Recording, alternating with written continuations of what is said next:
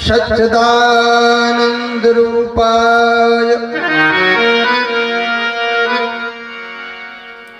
मंगलाचरण करते हैं व्यास जी। है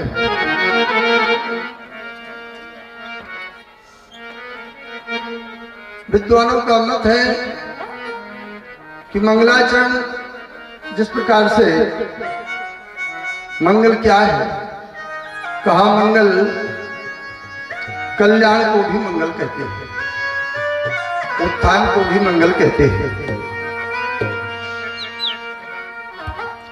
मंगल क्या है कि नीचे की ओर से ऊपर की ओर जिसकी स्थिति, जिससे जो स्थिति हो जाए वो मंगल कहलाता है। तो ये मंगल कामना इसलिए की जाती है, ये मंगलाचरण इसलिए किया जाता है कि वक्ता श्रोता, जो प्रत्यक्ष श्रोता है उनके लिए, जो अप्रत्यक्ष श्रोता है उनके लिए, कुछ ऐसे भी श्रोता होते हैं जो हम आपको दिखते नहीं। प्रधान जी ने बताया कि गुरुजी कुछ ऐसा ही है। तो उन सभी का मंगल करने के लिए इस कथा में कोई विघ्न ना हो, जीवन में कोई विघ्न ना हो। भागवत में 3 जगह मंगलाचरण होता है। तो व्यक्ति को अपने जीवन में प्रतिदिन मंगलाचरण करना चाहिए। बन सके तो जैसे 3 संध्याएं हमारे विद्वान लोग बताते हैं, शर्मा जी इत्यादि, शास्त्री इत्यादि जी। अगर ना हो सके तो शाम सुबह की तो हो जाए, मंगलाचरण अच्छा होता है। और विद्वानों का तो मत है कि जो व्यक्ति मंगलाचरण करते हैं उनका मंगल होता है। तो ये जो श्लोक है शुभारंभ का मंगलाचरण का, लेकिन ज्यादा जनता नहीं है, हम आप ऐसे छने बैठे हैं।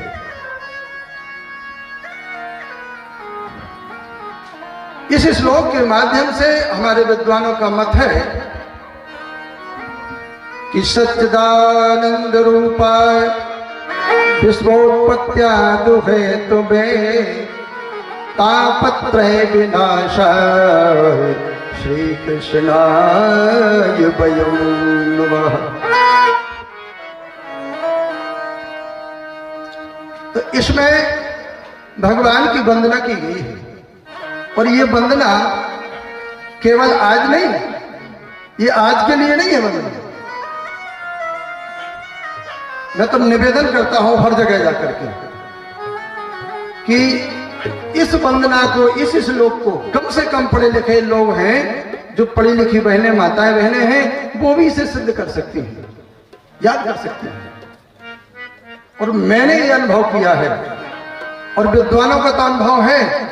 उस व्यक्ति का अमंगल नहीं हो सकता है।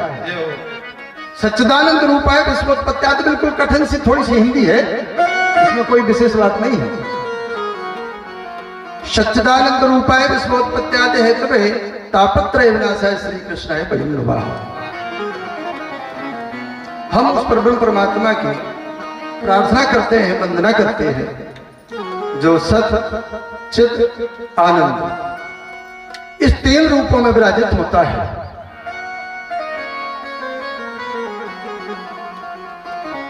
कहा संसार में अगर कोई सत्य है तो परमात्मा है, और कोई सत्य नहीं है। संसार असत्य है, जितना भी दृश्य वर्ग है ये सब असत्य है। केवल में केवल वो हमारा श्याम सुंदर, वो हमारा परब्रह्म परमात्मा ही सत्य है। और परमात्मा का एक स्वरूप सत्य, दूसरा स्वरूप चिद, यानी भगवान चिद कहते हैं प्रकाश को। भगवान प्रकाश स्वरूप है। जितने भी और हमारे प्रकाश हैं, ये सब कभी न कभी लोप होने वाले होते हैं, लेकिन परमात्मा जगत प्रकाश प्रकाशक राम मायाधीश ज्ञान गुण धाम, जगत को प्रकाश देने वाले हैं, यानी स्वयं प्रकाश है। भगवान का तीसरा स्वरूप सच्चित आनंद। तो अति संक्षिप्त में आनंद संसार के भौतिक किसी भी पदार्थ में आनंद नहीं है, और हम जीव उस आनंद की तलाश में संसार में मृत तृष्णा की भांति भटकते फिरते हैं। आनंद केवल परमात्मा में आनंद है, और हम खोजते हैं संसार में। तो ये नाशवान जो आनंद है, कभी ना कभी जो भी हम संसार से भौतिकता में जो आनंद प्राप्त करते हैं, ये कभी वही आनंद, जैसे कि अधिक शक्कर खाने वाले व्यक्ति को वो झूठा आनंद प्राप्त होता है, लेकिन कभी कभी वही दुश्मन बन जाता है। तो ये संसार के जितने आनंद हैं, ये झूठे आनंद हैं, और अगर भगवान केवल है तो भगवान ही आनंद का स्वरूप है। दूसरी बात, अगर आनंद की प्राप्ति व्यक्ति को संसार में करना है तो यह तो भगवान से प्राप्त हो सकती है। बाहर की कोई वस्तु नहीं है आनंद, संसार की कोई वस्तु नहीं है। अगर आनंद है तो आनंद एक अंदर की वस्तु है। अगर आप में आनंद, स्वयं में आनंद है, तो आपको संसार में आनंद मिलेगा, और अगर आप में स्वयं में आनंद नहीं है, आपके अंदर आनंद नहीं है, तो आपको आनंद प्राप्त नहीं हो सकता है। अभी एक बात चल रही थी, संसार में हमारे आचार्य से चर्चा हो रही थी, तो कहा कि हर व्यक्ति, संसार में कोई भी व्यक्ति हो, अपने को विद्वान मानता है, अपने को धनवान मानता है, अपने को शरीरवान मानता है, सुंदरता मानता है कि हम बहुत सुंदर हैं, हम बहुत विवेकशील हैं। तो कहा इसका कारण क्या है? तो मैंने कही कि ऐसा ना हो कहीं अभी चर्चा हो जाए तो फिर मुझे विसर्जन हो जाए। तो ये आनंद का विषय है। क्यों? कि जितने भी संसार में व्यक्ति हैं, उनके पास में आनंद है, आनंद है। इसलिए कुरूप से कुरूप व्यक्ति अपने को सुंदर समझता है। क्यों है? क्यों समझता है? बिल्कुल विवेकशील ना हो फिर भी वो अपने को विद्वान समझता है। कुछ करने में सक्षम ना हो फिर भी वो हम सब कुछ कर सकते हैं। क्यों? क्योंकि उसके अंदर आनंद है, लेकिन उसे अनुभूति नहीं हो रही है। ये अनुभूति क्यों? कि वो आनंद स्वरूप परमात्मा का अंश है। इसलिए क्योंकि परमात्मा का जब वो अंश है तो इसलिए सुंदर है वो। क्योंकि परमात्मा का जब अंश है तो वो सुंदर है, बड़ा है। क्योंकि ईश्वर अंश जीव अविनाशी, इसलिए वो अपने को सुंदर मानता है, इसलिए वो अपने को विद्वान मानता है। सत्य है। इसलिए हर व्यक्ति अपने को विद्वान मानता है, धनवान मानता है, शक्तिमान मानता है, क्योंकि वो ईश्वर का अंश है। इसलिए भगवान अगर है तो तीन स्वरूपों में सच्चित और आनंद के स्वरूप। यहां पर कहा जाता है, विद्वान कहते हैं, किसी ने कहा महाराज व्यास जी ने भगवान श्री कृष्ण की वंदना तो की, दाऊ। किसी ने कहा कि क्योंकि अभी हमारे दाऊ जी से भी बात हो रही थी, किसी ने शंका की होगी कि भगवान श्याम सुंदर की वंदना तो कर ली गई, लेकिन जो उनकी भी आराध्य है राधिका जी, उनकी वंदना नहीं हुई।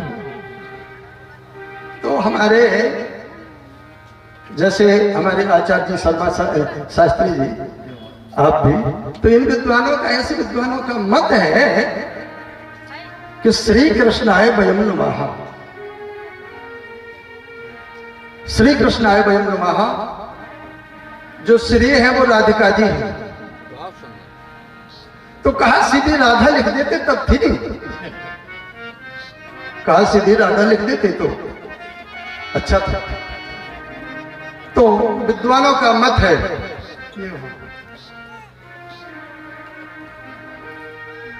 विद्वानों का मत है, एक श्लोक आता है, चलिए अर्थ कर देते हैं। विद्वानों का मत है कि नाम किस किस का नहीं लेना चाहिए। तो व्यास जी ने क्या गुनाह कर दिया? सुखदेव जी को कथा कहनी थी, अपने गुरु का नाम नहीं लेना चाहिए। एक बात। दूसरी बात, अब इस पर पक्ष में और दो चार बातें हो जाएं। अपने गुरु का नाम नहीं लेना चाहिए। उपनाम कोई हो गुरु का, गुरुदेव कह दो और भी कुछ कह दो। जैसे हमारे यहाँ संत जी के बाप आश्रम पे लिखा है ये फलाना आश्रम ढिकाना आश्रम, संत बदल देते हैं, उपनाम रख देते हैं।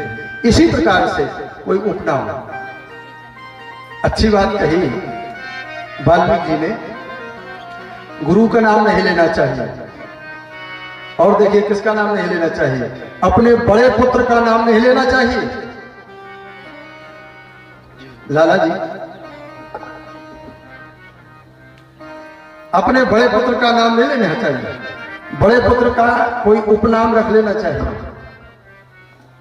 आयु घटती है।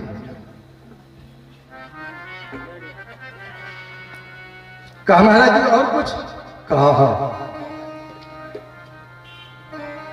अब आजकल मैं निवेदन करता हूं, देखिए निवेदन कर सकता हूं। आजकल जो हमारे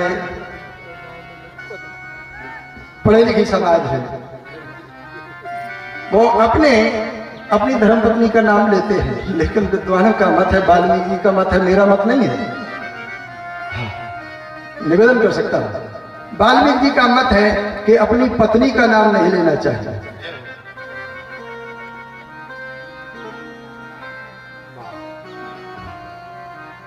पत्नी का नाम नहीं लेना चाहिए। इसी प्रकार से हमारे आज भी गांव देहात में मर्यादा बनी है, मर्यादा बनी है कि पति भी या तो बिटिया होगी तो उसका नाम लेकर के अपनी पत्नी को बुला लेगा, या लड़का होगा तो उसके नाम से बुला लेगा। नहीं जानते हैं बेचारे, तो लड़की के नाम लेने में कोई दिक्कत नहीं है, पत्नी की बुलाने में, लेकिन पत्नी का नाम लेकर के बुलाने में ये अच्छा नहीं होता है।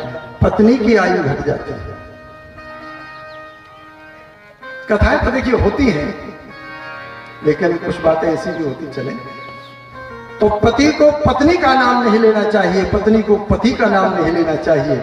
लेकिन मैं खुद देखता हूं, जो पढ़े लिखे हमारे लोग हैं, अरे वो महाराज जी आप पुराने जमाने के हैं, आप जी बातें छोड़िए।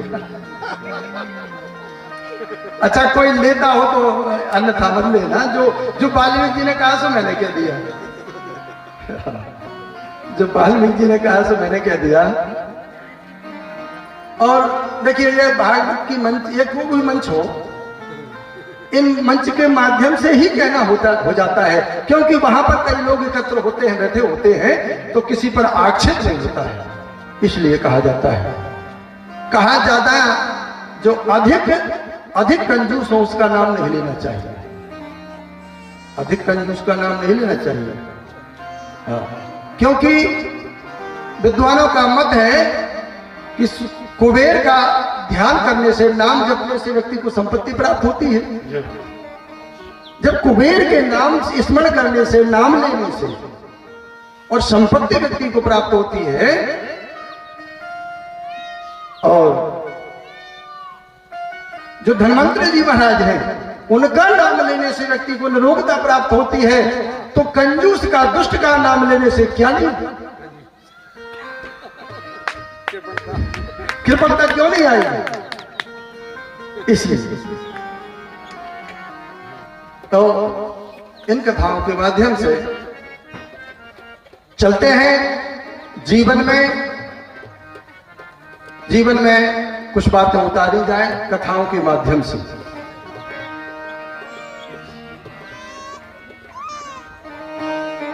यहां पर वंदना की सच्चिदानंद रूपाय विश्वोत्पत्त्यादि हेतवे भावपत्रये विनाशाय श्री कृष्णाय वयं नमः।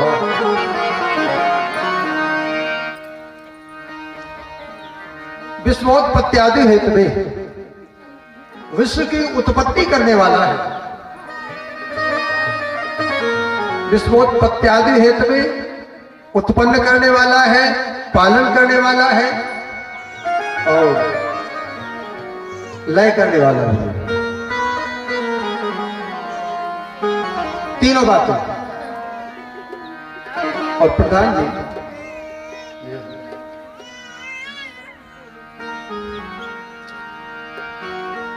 हम भोजन पाते हैं, तो भोजन भी स्मृति कहती है, भोजन भी जो होता है वो सच्चिदानंद है। और कैसा है? विश्वोत्पत्त्यादि हेतवे,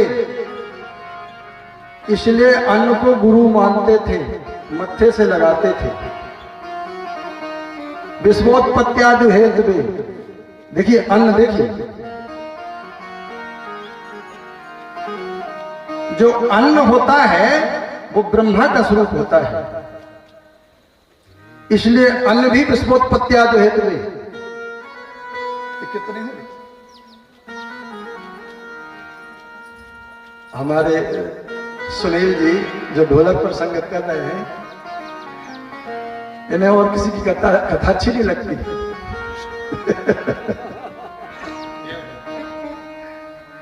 गुरु जी को गीत जरूर कहना, गुरु जी को गीत जरूर गाना। अन्न ब्रह्म है, ब्रह्मा है। उस अन्न का जो रस है, उस अन्न का जो रस है वो विष्णु है, वो विष्णु है। और जब उसको जो भस्म करने वाले जो जठराग्नि है, वो जठराग्नि में जाकर के जब भस्म हो जाता है तो वो शिव का रूप हो जाता है। तो ये अन्न भी विश्वोत्पत्त्यादि हेतवे और तापत्रय विनाशाय, ये तीनों तापों को नाशने वाले भगवान हैं, तीनों तापों को नाश करने वाले भगवान हैं। दैहिक, दैविक, भौतिक, ये तीनों तापों को नाश करने वाले हैं। और अन्न भी, इसलिए तो किसान को बड़ा बताया है, अन्न भी तीनों तापों को विनाश करने वाला है।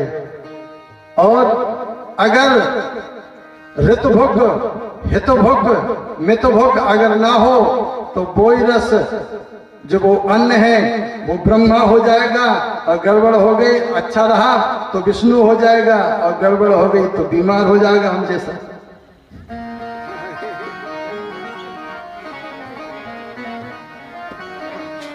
तो विश्वोत्पत्त्यादि हेतवे तापत्रय विनाशाय श्री कृष्ण है ब्रह्म। हमारे भगवान श्री कृष्ण जो भागवत के जिनको हीरो माने जाते हैं, इसलिए इसमें जो श्री लगी है वो राधा जी है। तो कहने का मेरा तात्पर्य ये था इस श्री के माध्यम से कि हमारे दाऊ जी ने बताया था कि देखिए अगर व्यास जी को ले लें, व्यास जी को ले लें तो व्यास जी की भी ये राधिका जी क्योंकि व्यास जी जानते थे कि हमारे पुत्र सुखदेव जी को इसे कहना है। क्यों जानते थे? देखिए, कुछ बातें ऐसी हो जाएं कि थोड़ी सी। क्यों जानते थे कि हमारे बालक को ये कथा कहनी है? कहा कथा रची नहीं थी और पुत्र हो गए थे? कैसी थी, क्या है? कहा नहीं, व्यास जी ने कथा लेखन पहले कर लिया था, सुखदेव जी का जन्म बाद में हुआ। तो ये बात कैसे सिद्ध होगी कि पुत्र इनका कथा कहेगा तो उनके राधिका जी का नाम नहीं ले पाएगा। इसलिए कि जिस समय व्यास जी ने भागवत का लेखन किया, विचार किया कि अब इसको कहने वाला कौन होगा,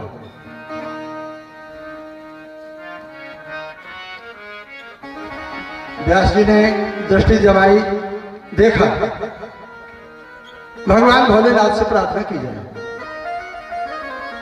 भगवान भोलेनाथ से प्रार्थना की, भगवान भोलेनाथ प्रकट हो गए, क्या चाहते हो? व्यास जी ने कहा, महाराज मैंने एक ग्रंथ का लेखन किया है, श्रीमद् भागवत, और उसके लिए आप वक्ता के रूप में पधारिए।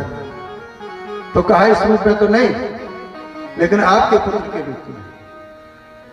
तो कहने का मेरा तात्पर्य यह है कि उस समय भगवान भोलेनाथ जाकर के और महारानी राधिका जी के सुख बनी थी, तो ये गुरु हो जाती है राधिका जी। राधिका जी जब गुरु हो जाती है, अच्छा, आज बहुत लोगों को शंका है कि कोई माता गुरु नहीं हो सकती है, गुरु पत्नी हो सकती है, गुरु माता हो सकती है, लेकिन नहीं जी, राधिका जी ने सुखदेव को दीक्षा दी, सुखदेव को दीक्षा दी, जैसे कि सीता जी ने भी दी थी।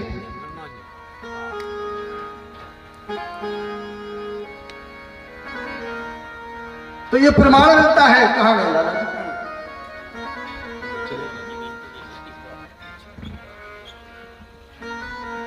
तो जिस प्रकार से यहां पर राधिका जी का नाम नहीं आया प्रत्यक्ष में,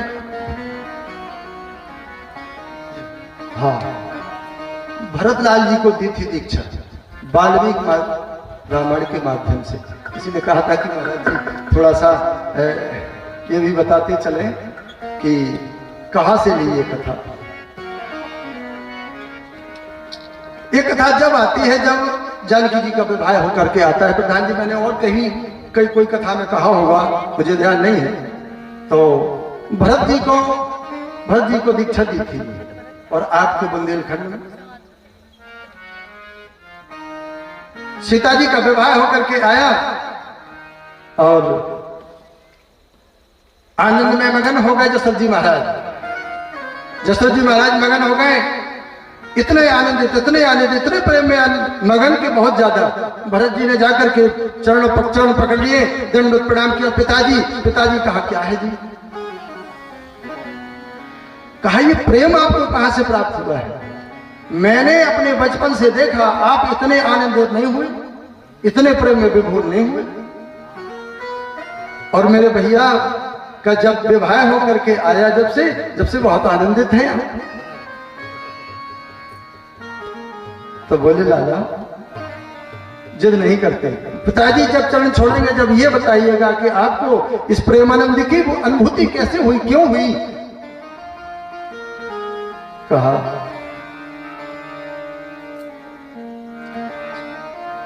यह मुझे प्रेम अनुभूति सीता जी से प्राप्त हुई। अब देखिए, सीता जी से प्राप्त हुई तो आपकी पुत्र वधू है, तो ये आदिशक्ति है, ये तो लौकिक व्यवहार है भरत जी, ये लौकिक व्यवहार है, ये मेरी गुरु है।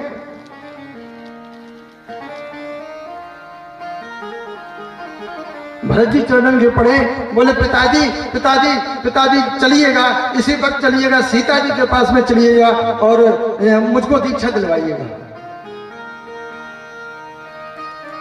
अब तो बालक नहीं माने, ले गए, सीता जी के पास में पहुंचे।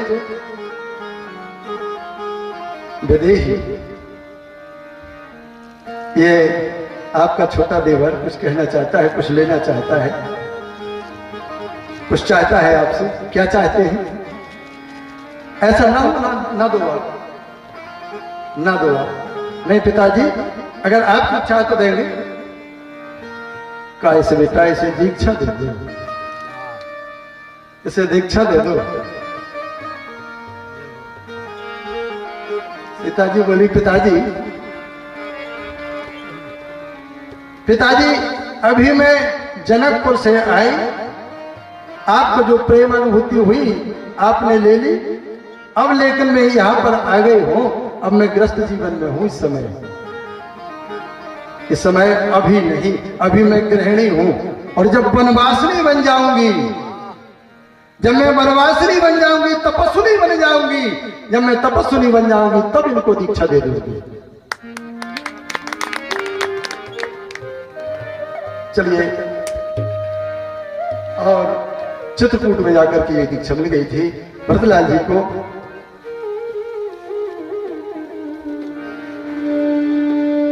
तो यहां पर इसकी ये अल्प सी व्याख्या, क्योंकि अल्प समय था,